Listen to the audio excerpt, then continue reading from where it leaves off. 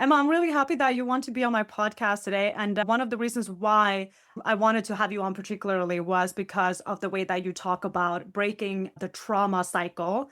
And I would love for you to dive deeper into why that came to be somewhat of a passion of yours. But can you start by telling my listeners about yourself, a little bit of background info, and then you can talk a little bit about how you came to dive into that space when it came to self-help. Yeah, sure. I mean, I felt like there was something wrong with me from when I was a child. So I kind of felt like there was something inherently wrong with me. I had a lot of shame. I had a lot of negative thoughts. And I thought my family was great. I thought my family was perfect, normal. I thought I was the problem. And it wasn't until much later in life that I started to really realize that I had actually been the scapegoat within what was a dysfunctional family unit, and that my mother actually ticks many or pretty much all the boxes of the covert narcissist.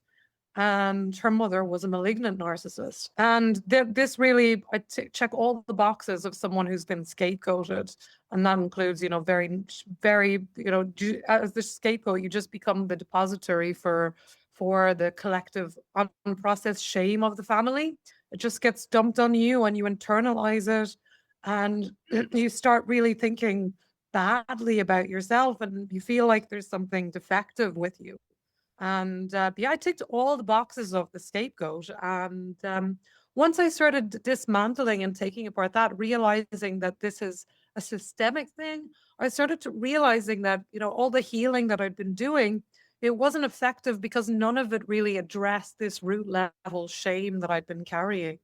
And this shame, we're kind of told and taught to cope with shame and to repress it, to pretend it's not there. Even Brene Brown talks about shame resilience. Just get used to shame, send love to your shame, treat it like a wounded part. And I really realized that absolutely that's the wrong thing to do because I've been doing that all my life. And it didn't get me very far. It wasn't until I started to realize that, this narcissist thing, it first of all, it fractals out. It starts in the family system. You have like the narcissist, then you have the scapegoat and the enabler. And you see this everywhere in our society. We live in a narcissistic world. You see it in corporations, you see it in communities, you see it in governments, you see it in intergovernment systems, and you see it playing out like the scapegoat, becoming the golden child, and then looking for their own scapegoat and projecting that on another collective. And that you can see that playing out right now with what's going on in Israel and Palestine. So this and we also internalize it. We internalize this shame voice, and it's called in common parlance the inner critic. But really, what I realized is that it's just like a narcissist. It literally ticks every single box of the narcissist. It's grandiose, it's shaming, and we're taught to send love to this thing. It's the wrong thing to do with a narcissist. With a narcissist, you just need to go no contact, cut off its supply, and it's the same with this shame voice that we've internalized. You don't send, it's a parasite. We don't send love to parasite. We don't try to take it to therapy. We cut it off. We take back our power because it is a shell and it's nothing without that extraction that it takes from us, because it's like a light bulb, if you like, and it has no power unless we give it all our energy. And this has been really impactful for me in reclaiming my power, individually and also with the people that I've worked with, because it's not just a reframe. This is a radical kind of turning on its head what we're taught from conventional wisdom, which really which glorifies shame. I'm just going to say it. We're taught and told, particularly even within the English language. I don't know about the Norwegian language, but the English language glorifies shame. We're taught that if you don't, that you're shameless. This is an insult. Like every other word in the English language that ends in less, you're homeless, you're hopeless. You have none of that thing. But when we call someone shameless, we mean it as a slur. because shame is the way in our culture we regulate and control and manipulate people. Shame is inherently manipulative. There's nothing good about it. It doesn't have any positive aspects. If we look at other emotions like fear, if you get afraid, there's a bus coming, you need to get out of the way. It has a positive impact. Same with anger. Somebody's crossing your boundaries, you need to say no. Anger is important. Shame has zero upside.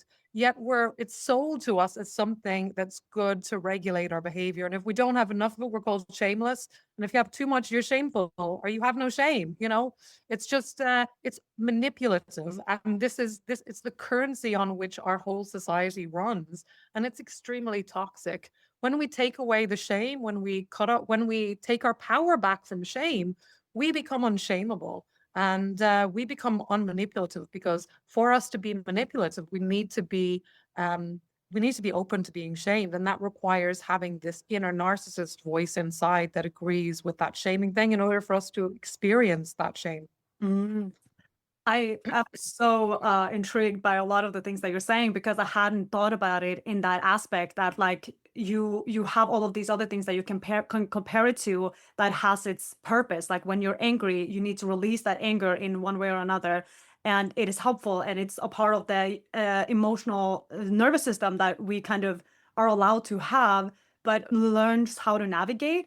But I do wonder, when it comes to shame, then how do you how did you go about, and for a lack of a better word, navigating the shame or releasing the shame? What did that process look like for taking your power back, to use your own words?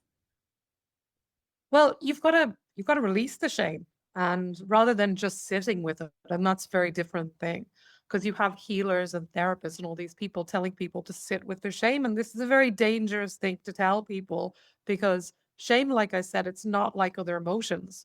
If you experience the anger, you're going to find grief or something else underneath that. Shame isn't like that. Shame is, you experience the shame and you go into deeper shame.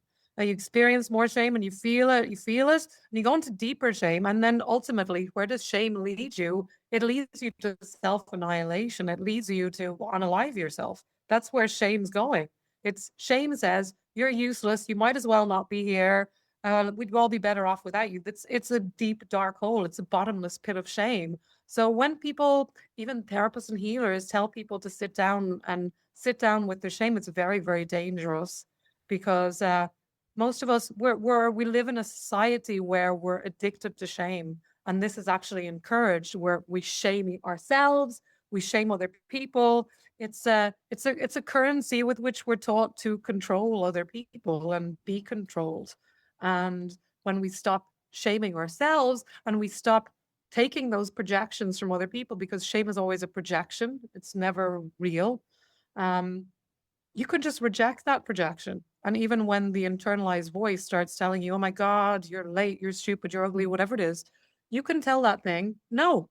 You can, and I have a system for doing that, but you cut off that power and it has nothing. It's just like the narcissist only has power when you dance and perform and get all stressed for it. That's when it gets stronger and becomes more and more powerful and more malignant. So once you cut off its power source, it's got nothing. It's a complete shell, just like the narcissist out there in the world. They have nothing. They need supply in order to be okay. And the same with this narcissist that we internalize. It's the same. It has no energy, nothing to operate from, unless we are dancing, performing, or fighting with it and arguing with it. Right. Yeah. What I have learned in the process of, first and foremost, identifying the fact that I feel shameful, that the way in which that I've learned to release that shame is by talking about it, because I feel as though that de-weaponize it. Meaning that if I do something that I know for a fact that I am ashamed of, the more I can just acknowledge to myself that I did this thing, I feel shameful because of it, and I regret the outcome that it had. But now I have to sit with the consequence of the shameful thing that I did, that hence led to this feeling that I'm feeling. And I'm wondering if you can talk to what de-weaponizing it looked like to you. Can you give us some examples of times in your life when you have felt shameful, or situations that have led to this need to release it? Well, yeah. Well, shame, it's not like normal emotion, like I keep saying, because shame is not just the belief that shame is just the belief that I'm bad. It's not even that. Shame is a lethal cocktail of a bunch of different emotions: self-disgust, anger turned inwards, hopelessness, helplessness. All of it's basically self-attack. That's basically what it is. So when you experience shame, and in order for you to experience shame, you need to have the hook. You need to have the hook. That's the really empowering thing about what I teach here. Because I was on a podcast recently, and the woman was talking about her aunt when she was a child, and they were a bit pudgy, and they were eating ice cream together. And this adult just came up to them and said, "You shouldn't eat that ice cream. You'll get fat." And these girls, think of how shame they could have been. But they laughed in his face. They laughed in his face and they kept eating their ice cream. So this just proves the point that shame, you don't need to take it in ever. In order for you to experience shame, you need to have that little voice, that inner narcissist, the so-called inner critic, which ticks all the boxes of the narcissist, but the call is coming from inside the house, like I say. You need to have that little voice that says, yes, you are fat. Yes, you are ugly. Yes, you are stupid, in order for you to experience that shame. So we don't need to change the shamer. We change the shamer within ourselves that we've internalized. And then the shame, people trying to shame us, they can't shame us. We become unshameable. This is why my program is called Reclaim Your Shameless. That word has been weaponized in the English language. Shameless is a slur. You have no shame. It's an insult. It's offense. It means you're behaving in a way that I don't like, which is what shame is. Shame is always a manipulation. That's the definition of shame. You tell someone to do something further, and you pretend that it's for their own good, but you're doing it for your own comfort. And shame is exactly that. When you shame someone else, you're always prioritizing your beliefs, your feelings over that of that person. If there's a child here who's talking and I shame him to be quiet, it's effective in the moment. This is why we all do it. But I might tell myself, oh, I'm just caring for the child. It's a lie. It's an absolute lie. Whenever you shame someone, you're doing it for your comfort. It's not about the other person. Always, 100% of the time. We might gaslight ourselves with this. We might tell ourselves this. You're always prioritizing your feelings over the other. And that's what makes shame always manipulative 100% of the time. So with shame, you've got to realize that shame is toxic. It's poisonous. It's been weaponized by our society. It's always a mechanism or a tool of control. And you've got to break that. We're collectively, like I talked about, we're addicted to shame in our society. And that's by design. That's because it's very easy to manipulate people who are full of shame. And this is even worse it's bad throughout the world because we have shame everywhere, but particularly in the Western society where we have this individualized sense of shame, which is because the kind of tribal, the pre-Christian kind of concept of shame was more what I call collectivist. And this is what you see in China and Japan and, Eastern places. It's also deadly. It also caused a lot of people to unalive themselves. It's the only reason why people unalive themselves. Shame has to be there somewhere for people to actually take that action. But in the East and pre-Christian, for example, in Ireland, before Christianity arrived, we had this kind of collectivist tribal shame. So if you stepped out what was considered normal, you brought shame on the family and you were shamed for that. Okay, so again, it's about control. But when Christianity came along with this idea of original sin, you're a sinner and you have to forgive. Now, just think about that for a second. That's not something that you've done. That's who you are. You're a sinner because you're human. All humans are sinners. So this introduced the idea of shame just for existing. And there's nothing you can do about it. At least with the collectivist idea of shame, there's something that you've done ostensibly to bring on that shame. So in theory, there's something that you can do to release that shame. But with the European concept of shame, you're shameful because you're you. So it's super toxic. So first of all, we've got to realize what shame is, how it's weaponized, how it's never useful. It's always a manipulation. And then we've got to break the trance of it. So I have an acronym, BREAK, break. So B is break the trance. You've got to recognize that this voice or this feeling, this is a spell, this is a pattern, this is a trance state that we're all under. So you've got to catch it, interrupt it, don't overthink it, don't name it, just recognize this is a trance. And that automatically disrupts the loop, because it is a loop, it's automatic. So you catch it, and I've done this myself, and it is effective. So then second step is R, you've got to refuse to engage. And this is important because we're taught to take this shame voice to therapy, to argue with it, to try to understand it, to send it love. Like I said, this is the wrong thing to do with a narcissist. And this is a narcissist that's inside our heads. So we've got to do exactly what Dr. Ramani says. She talks about deep, don't defend, don't engage, don't explain, and don't personalize. Just say, not today, bitch. This ain't happening. You have no power over me. And that's it. So, because like I said, it's a shell. It has no power apart from the power that it gets from you. It's like a light bulb. It's like a shell. Then you go on to E, which is expose the lie. So you've got to call out the shame-based programming, whatever it's saying, that you're fat or that you're ugly or that you're stupid.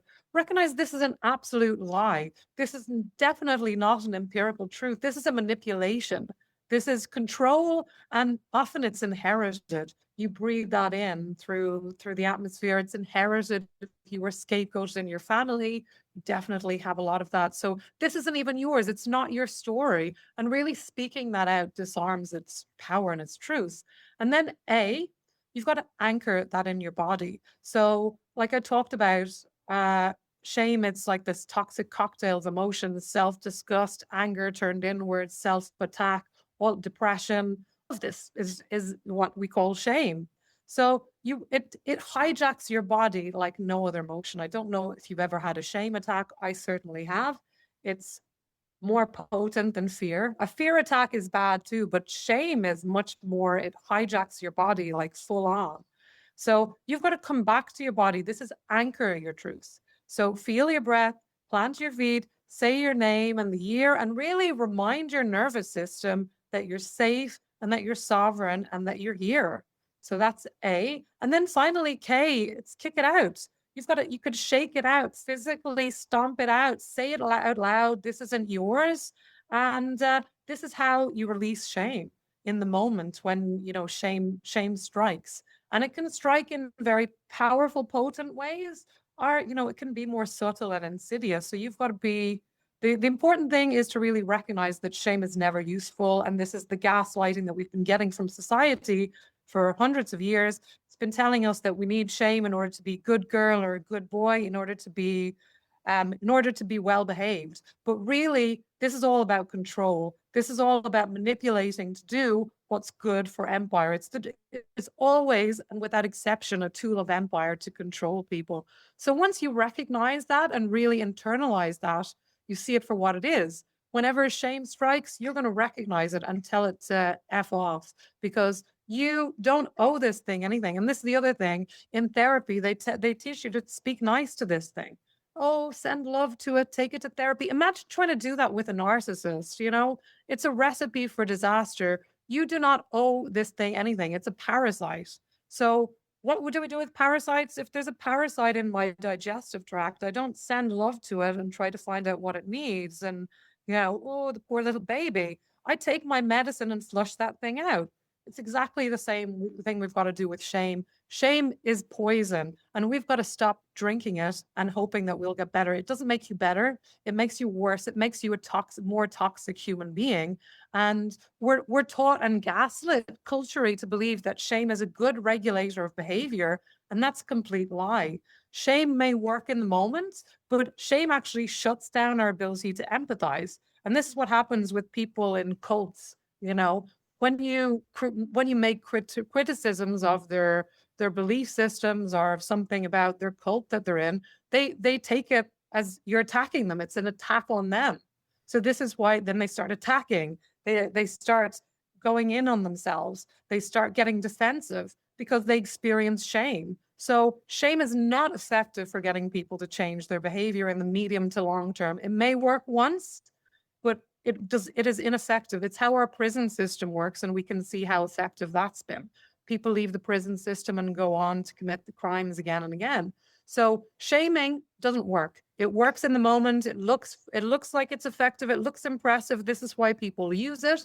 But in the medium to long term, it's an absolute disaster because it actually shuts down our ability to empathize with other people and also with ourselves. You know, when we experience that shame, we get into more attacking of ourselves. We lose any sense of empathy for ourselves and we keep attacking ourselves. So shame is absolutely poisonous.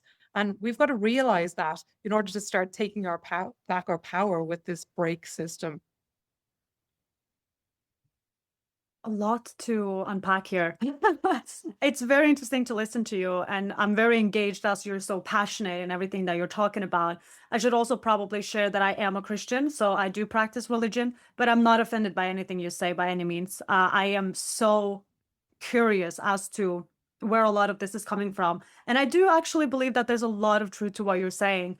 I am also questioning a little bit if it's fully let me rephrase that. If it serves absolutely no purpose at all, in the sense that Yeah, it does serve one purpose. It serves to keep people under control. That's the purpose that it serves. It keeps people in their place. That's the only function that shame. If you have like a society and you want people to stay in their caste or their position or their role and not step out of that, shame is effective in doing that. it's also taking complete agency away from people with that statement. But I'm not saying that to be blunt, but I'm trying to communicate an example of when I've actually experienced what I have perceived or at least worded as shame to actually be somewhat of a compass or somewhat of like somewhat of a feeling that helps me understand what I'm trying to accomplish. So what I mean by that is, and also I just want to say that I'm not 100% sure that shame is the right word to describe what I'm about to say. But when I have in my past identified situations where I have told myself I am ashamed of the thing that I did, it actually led me to recognize that, oh, I don't want to feel this feeling. And I also don't want to be the kind of person that does this, the shameful thing. However, one could argue that it isn't the shame itself that led me to that conclusion. It could just be the consequence of what that act led to, and that the consequence of it led me to reframe what I was thinking about myself and what was true to me, and also what I wanted to do with that. I also remember there's been times in my life where, for instance, one of my really, really close friends would come to me and kind of confront me about like some truth about myself that I in that moment felt really defensive of, because it then kind of touched on something that I knew was true about myself, and I didn't realize how visible it was to the outside world. And then when someone so close to me could put words to that and describe me as that, I also felt shameful. But it was a compass and an opportunity from that point on to do something about it, to ask myself, do I want to be that kind of person? Because if I continue to be that kind of person, then I might lose these great friends that I have around me that I actually do look up to, people that I do respect. And the fact that they also gave me that respect of communicating it to me. However, I did feel shame in that moment, but it was a guiding light too, to recognize where I wanted to be. So that's why I question whether or not it serves absolutely no purpose. But that's not to say that I believe that. Well, I would love to answer that if I could. Of course. So you don't need shame in order to change your behavior. You need empathy. Shame, like I said, inhibits your ability to change. It inhibits our ability. When we experience shame, it shuts down our ability to empathize. So I would suggest that you changed in spite of the shame, not because of the shame. Guilt is effective at changing behavior. This is recognition. I've done something bad here. I've hurt someone. We don't need shame to change our behavior. And I'm not surprised that you believe that, because that's the conventional wisdom. That's what we've all been taught and told, that shame is an effective way to change your behavior. But the reality, the studies show that that's not true. Yes, you need guilt. Guilt, you feel bad because you've done something bad, but the guilt and shame are very different. Guilt says, I've done something bad. Shame says, I am bad. Mm. That's always toxic. That's always, always toxic. You never, ever need to feel shame in order to change your behavior. You need empathy. Mm. And this is the thing, people like Brene Brown says that if you don't experience shame, then you're a psychopath. And that's true. Psychopaths don't experience shame, but also they don't experience empathy. And that's the real problem. It's not it's not that they have no shame. That's not the problem. The problem is that they have no empathy. You need empathy in order to experience shame. But as I said, when you experience shame, and I just made a diagram about this, that shame actually inhibits our ability to experience empathy. So when you experience shame, it cuts down our ability to empathize. We close in on ourselves. We get into attack mode. And normally, because our society is so shame-based, when we experience guilt, it often comes with a very large portion of shame on the side. So that's why those two ideas have been conflated and contorted. But we never need shame. We never need to feel like I am bad in order to change our behavior.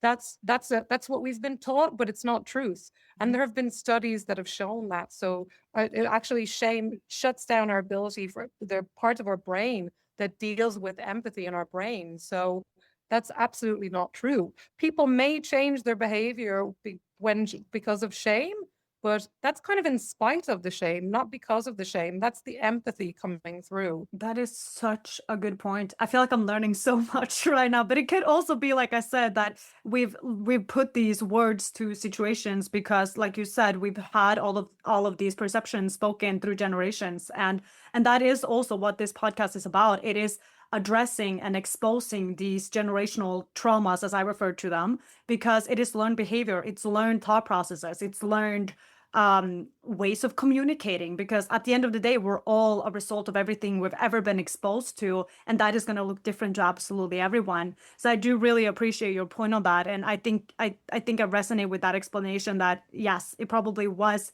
that part of me that empathized with what he was saying. I knew there was something true to it, and I wanted to do something about it. There you go. You don't need shame to change your behavior, but this is what we've been taught in our society. But this is why we shame everyone. We shame kids, teachers shame because it looks very impressive in the moment, but it's extremely toxic. Then people internalize that. Or with what do you do with shame? You can't digest it. So Yeah. you would either internalize it and attack yourself, or you find someone else to shame. And we see this a lot with everyone, especially women. Because we've been collectively shamed in our society and collectively scapegoated. So what do women do to other women? We pull them down. Oh, look at her. She's got terrible wrinkles. Oh, then that gives us a relief from the shame in the moment.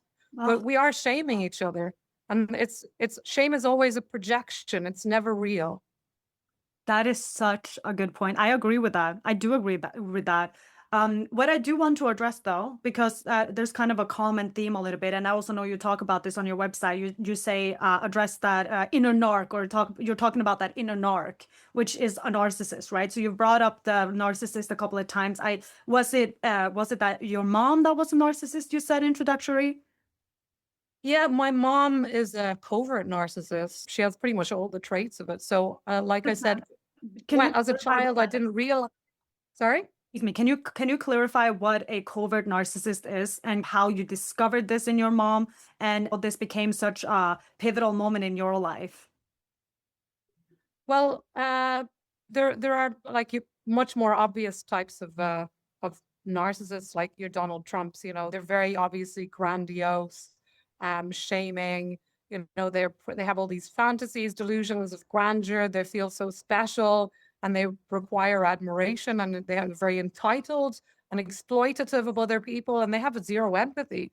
Covert narcissists are the same, but it's kind of wrapped in a very different packaging of poor me, I'm so poor, oh, it's always about me. But again, they have this sense of entitlement, the exploitation, they lack any empathy, they have a lot of envy going on. They're grandiose, they always want to be the center of attention and are self-important, but it comes in a package that looks more vulnerable, or it's much more difficult to see because they're not out there saying, I'm so fabulous, I'm the best. It's more kind of covert manipulation. It's more hidden, if you like. Got you. Are you comfortable talking about your experience discovering that? Because as you said that when you grew up, you thought your family was perfect. There was nothing wrong. Yeah, sure. I mean, that didn't happen. For like all my life, I was in the 12 steps and I was doing all these things and I was trying to, fix myself basically. And yeah, it was much later in life. I first of all realized about the scapegoat thing. I realized that I ticked all the boxes of the scapegoat.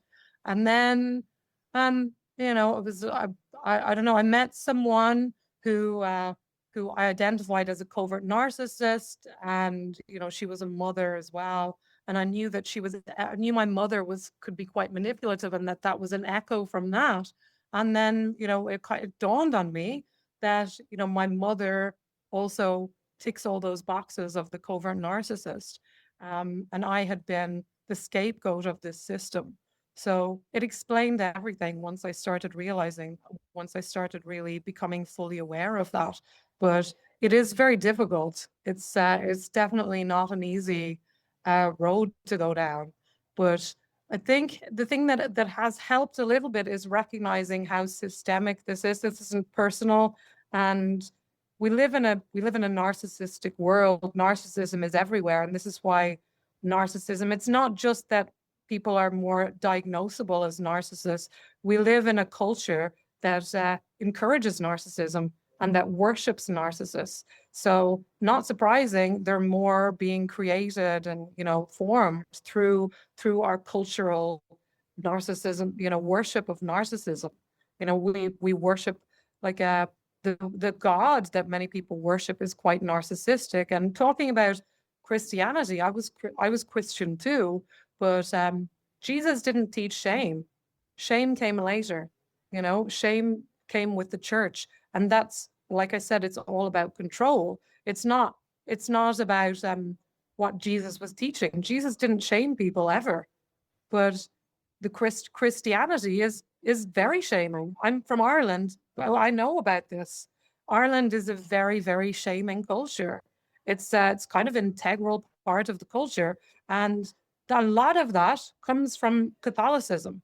And Catholicism is the foundation of all Christianity. Now, again, this is not what Jesus taught, but this is Christianity. Christianity and Catholicism, it's shaming, this idea of original sin, which is the foundation of all our cultures. Even if you're not Christian, you're brought up in this culture. This is the foundation piece of our culture. So you're breathing that in on some level.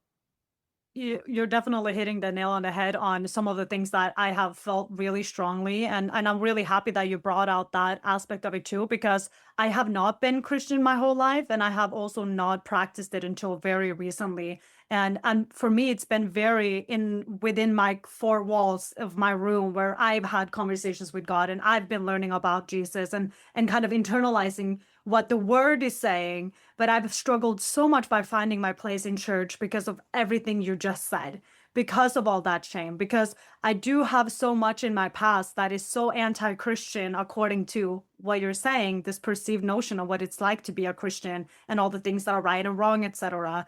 And I think that's why I've struggled so much to find my place in church, because I never wanted to look at myself and the past that I've had as something to be ashamed of, because it shaped me. And I'm actually really proud of who I am and what I bring to the world and what I'm trying to accomplish. So I'm really grateful that you brought that up. And yeah, I really want to say thank you for bringing that up, because it's such a good point. With what you're doing in your work and talking about reclaiming your shamelessness, what is it that you're trying to accomplish? Well, shame is the currency for trauma. Without shame, currency doesn't transmit from generation to generation. Trauma, intergenerational trauma, a huge part of that, and kind of the gasoline that keeps it going down from generation to generation is shame. So shame is really the centerpiece of this trauma matrix that I talk about. Once you take away the shame, it has no pattern. Just like with the narcissist, with the inner narcissist, once you take away the shame voice inside yourself, you become immune to shaming from other people. You'll recognize that as a projection, return that back to sender, just like the Buddha did. If somebody brings you a gift, you say, no, thank you very much. You can keep that. And you can do that with shame, but that's not what we've been trained to do. We've been trained to, because And shame is basically, like I said, a weaponization of empathy. It is empathy weaponized and turned against us. So you can take back your power there and say, no, thanks, that's your projection. You can take it back and not take it inside yourself and drink that poison.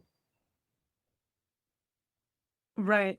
So can you then explain what that leads to, in a sense that what you're trying to accomplish, to teach that, or to internal? Yeah, well, yeah, once you stop being shameable, and that means you stop being manipulative. Yeah.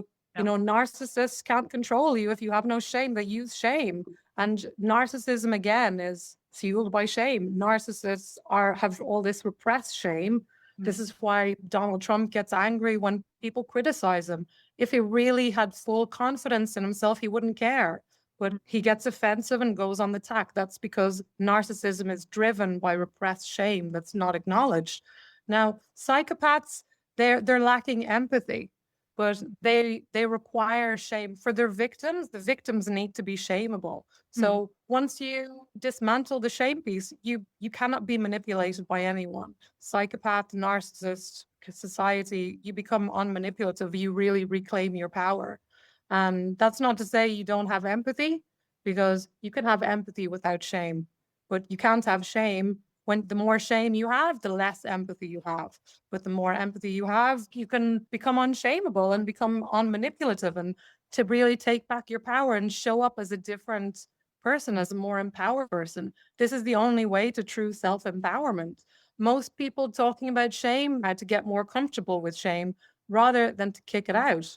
And this is what I'm showing people how to do, how to say no to shame, how to take back your power from shame, and how to recognize that shame is 100% toxic and 100% a tool of empire and manipulation that we don't need in order to be good people. I really like what you just said then. That is, it is really interesting to hear you speak, because you're kind of talking about things that are almost so obvious when you're saying it, but yet again, it's not, it's as if I haven't really looked at the full picture in that sense. But what is it then that makes like a whole country such as US, because you're using Trump as an example, what is it about Trump then that conquers such a massive amount of people in a country that leads to so much power on his behalf? What hold is it that he has over them? Is it the fact that he's pointing to the things that they are ashamed of, or they're feeding into the shame about other people that this group, call them the MAGA group, likes to hate on? Like, is it the hate? Is it the prejudice? What is it that allows someone like Trump, a narcissist, running a country? Well, first of all, I'd like to say that it's not just in the United States, it's everywhere. We live in a narcissistic culture. All governments are narcissistic. Some of them may be more covert and enabler. At the moment, the top narcissist is the United States. It's like the top dog in terms of government, but all the governments are narcissistic, and they have their own kind of inner systems. And what happens is that within the United States, let's talk about that, because that's the example you brought up. You have Trump, like, we worship narcissism, so we choose narcissists to be our leaders. You effectively need to be a narcissist in order to be the leader. So where Trump is the top narcissist at the moment, and within the United States community, you have different collectives. Like you have the golden children, just like within the family systems. The golden children are the white kind of elites, if you like. And we have the white people, there's so much collective shame there that's repressed, that nobody's dealt with, from the history of genocide, from all the terrible things that have been done through generation, and the shame that's unacknowledged there. And what do we do with that? We find a scapegoat to project all our shame on, so that we can feel a little bit uncomfortable. This is how it happens individually, and also plays out exactly the same way in the collective. So the golden child within the US example, they find their scapegoat, which is currently immigrants, project all their shame on them and try to remove them or kill them or destroy them, in order to remove, as a projection, to try to remove their own guilt and shame. And this is how it works on the individual level. And also it's the same on the collective level, exactly the same, but fractaled upwards. And you see this not happening everywhere, because shame is indigestible. So collectives, like the example I used with women, we project it on someone else. And you can do that with big groups. And this is what happened with the Nazis, they found their scapegoat. And you see it everywhere, plays out systemically. And a huge part of how that can happen is shame is kind of that substrate that needs to be there in order for this to happen. Up to things like genocide, shame is an essential substrate for genocide. It's not the only thing that's required, but shame is always there on some level. Right. So, just for the sake of clarifying and having a definition, can you explain to me what the definition of a scapegoat is? Yeah, the scapegoat is the person that gets all the blame. It's the person, kind of the patsy, as they say in English. You become the target of all the problems. It's all your fault. All the problems of our family, it's your fault. All of that blame and shame gets projected on them. That's what a scapegoat is. And it's not really their fault because the problem is systemic, but because the system doesn't want to deal with it or address it or look at that shame or feel the shame, they project it on someone else and they become the target, if you like, for all that unprocessed shame that nobody else wants to deal with or look at. And it's very toxic for the person within dysfunctional families. And it's about estimated between 70 to 80% of families in the United States, for example, are dysfunctional. And dysfunctional families will have a scapegoat because that's how dysfunctional families keep going. And also, narcissistic families, there's a scapegoat there because we have all this repressed shame nobody wants to look at. So they find usually the most sensitive person, the weakest person, the most vulnerable person, and project it on them. It's often also the person who can kind of see the truth. And it also plays out, like I said, in exactly the same way in the collective. Mm. So interesting. So what is the solution? The solution is to dismantle shame. Say no to shame. Don't receive it. Give the gift back, like you said, the Buddha would say. But it takes practice. If you've been practicing shame and you've been feeding that narcissist for 30, 40, 50, 60 years, it's got some momentum going. It's got a hold over you. Even though it's a shell, it has no power without you. It extracts all its power from you. Mm. That's how, like with narcissists, they have no power. They feel hopeless and helpless and shameful, but they repress it down and they need their supply in order to survive. It's the same with the narcissist that we internalize. It's got nothing without you giving it all your power. So once you take back your power, it dies off on its own. We've got to stop taking this thing to therapy and stop coddling it. It's not a wounded child. We need to take our power back from it because it's a parasite that's been sapping your power all your life. And when you take back your power, you'll start to really start to see who you actually are. Mm. Because shame is the opposite of authenticity. You cannot be authentic if you're carrying shame. It's impossible. Right. Because shame says you've got to hide, you're not good enough. You've got to, yeah, and then you can't be authentic. You can't know who you are because you're always projecting this false sense of who you are because the shame tells you that you're not good enough. But once you dismantle shame, you start to discover who you are. You start to uncover your true power and you can take that back. Mm-hmm. Stop having it stolen by this shame voice. Right. And by shame voices out there in the world that try to shame you in order to get some relief from their own shame. Right. Yeah, it's really interesting. And I can see how this is incredibly informative and useful on an individual level.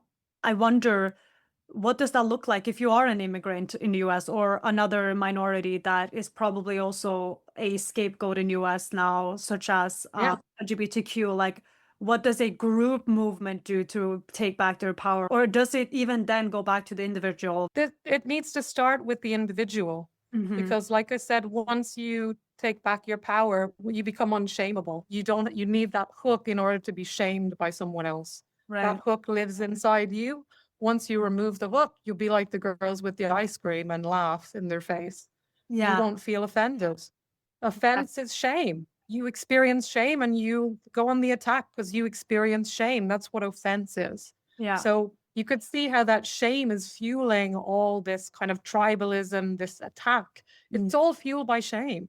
Yeah. And the way around it, yes, we've got to dismantle shame on the empire, on the level of empire, yes. But it starts by us individually dismantling the shame that we've internalized. And only then do we really have any hope of dismantling shame in a broader kind of collective. But it needs to start on an individual level, because the people at the top narcissists out there, they're the 1% or whatever you want to call them, the people pulling the strings here, they're never going to change. You know, they're getting their supply out of this. They're getting what they need. It's going to start from the bottom, and that means taking back your power and dismantling the shame that you've internalized. That's where it needs to start every single time. Yeah.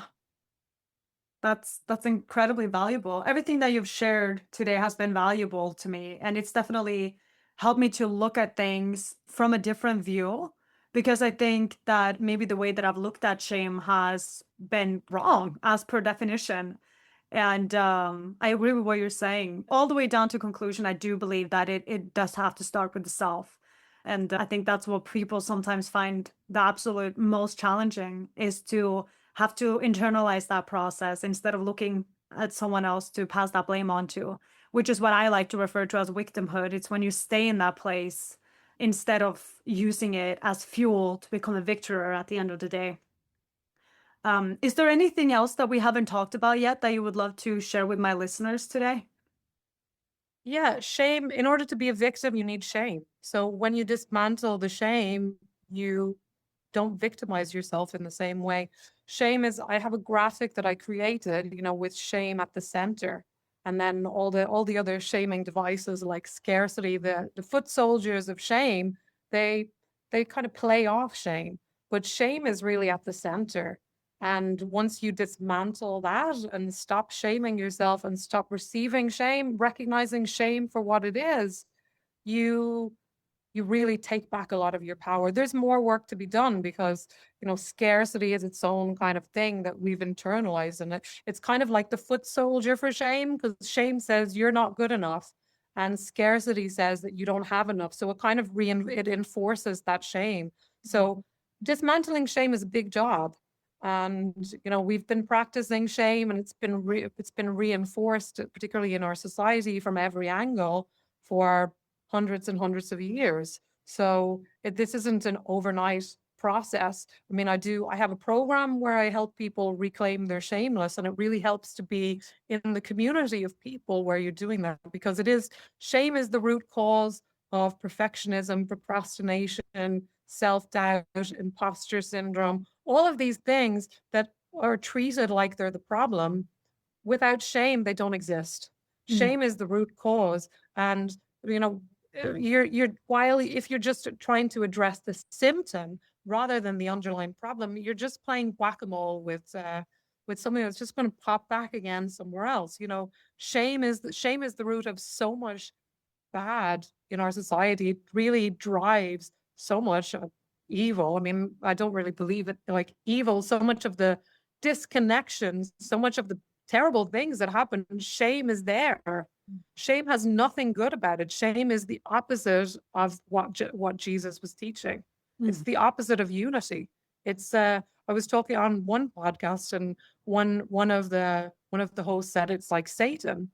Yeah, that's exactly it. So you can definitely visualize it like that, because it's the opposite of what we're supposed to be doing as Christians, or indeed any religion, because all religions say the same thing. And then what happens? The system comes along with this idea of shame in order to keep people in their places and to control people and keep people down, keep people from asking for their needs, and to keep people small. That's all shame is good for. It's about keeping you small. And nobody can do that without your consent on some level. So you dismantle the shame within and you take back your power. That's beautifully put. If my listeners wants to get in contact with you, where can they find you? Yeah, you can find me over on Substack. I'm the Trauma Matrix, so you can find me over there, or on platforms trauma.matrix like Instagram, TikTok, and all the places. Also on Facebook. And I do have a free gift for people. So if people are interested in raising their hands, the free gift is called 5 Signs It's Time to Break Up with Your Inner Narcissist. So if you're like, wow, I think I have this shame voice and it's pretty bad, and you're ready to break up with it, this gives you 5 signs that now is the time, and also strategies and tools to make that happen. So you can find that at tinyurl.com/not today narc, not today NARC. So you can check that out there, and do reach out to me on Substack or elsewhere if you found this interview helpful. I would love to hear about it. Absolutely. I have learned a lot today, and I think I have a lot to process as a result of this conversation, but in the best way possible. So thank you so much for your time today. I'm really grateful that you've shared your knowledge with my listeners and myself today. Okay, you're very welcome. Thanks, Maggie. If you want to come share your version of how your attachment style manifested itself in your love life, please email me on magsmindset@gmail.com. I can't wait to hear from you.